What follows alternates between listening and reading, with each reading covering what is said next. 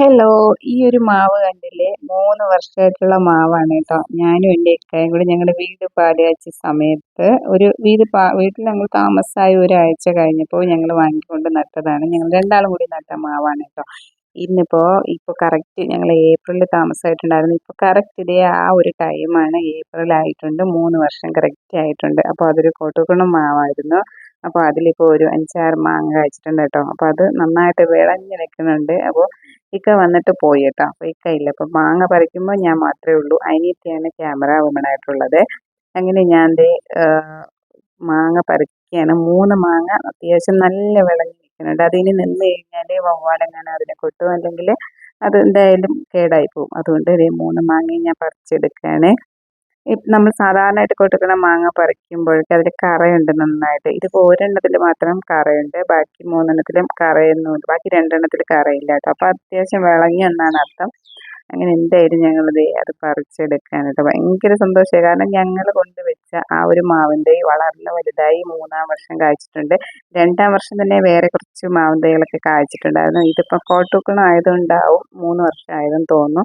മാവ് ഒരുപാട് അങ്ങ് വളർന്നിട്ടൊന്നും ഇല്ല കേട്ടോ. നമ്മുടെ ആ ഒരു ഹൈറ്റിനെ വന്നിട്ടുള്ളൂ. ഒരുപാട് കണ്ടില്ലേ മാവിനൊക്കെ, ആ ഒരു മാവിൻ്റെ തൈ ആ ഒരു ചുവട് കനമൊക്കെ കാണുമ്പോൾ നമുക്ക് മനസ്സിലാവും എത്രത്തോളം ഉണ്ട്. ഒരു ചെറിയ തൈയാണ്. ഇനിയും ആ ഒരു സൈഡിലായിട്ട് ഒരു 4-5 മാങ്ങകളൂടെ നിൽക്കുന്നുണ്ട്. അതൊക്കെ ഇങ്ങനെ സപ്പോർട്ട് കൊടുത്ത് നിർത്തിയേക്കുകയാണ്. എന്തായാലും എല്ലാം കൂടെ ഒരു 10 കിട്ടിയാൽ ഹാപ്പി ആയേനെ. 10 ഉണ്ടാവും തോന്നുന്നില്ല. ഒരു 7 ഉണ്ട് കേട്ടോ.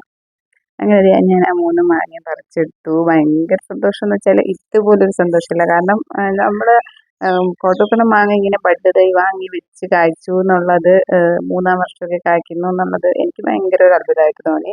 അത് ഞങ്ങൾ കറക്റ്റ് ആ ഒരു ടൈം ഏപ്രിൽ മാസത്തിൽ വെച്ച മാവാണ്. അതേപോലെ 2021 ഏപ്രിലാണ് ഈ മാവിൻ തൈ വാങ്ങി വെച്ചത്. 2024 ഏപ്രിലായപ്പോൾ മാങ്ങ വിളഞ്ഞ് പറിച്ചിട്ടുണ്ട്.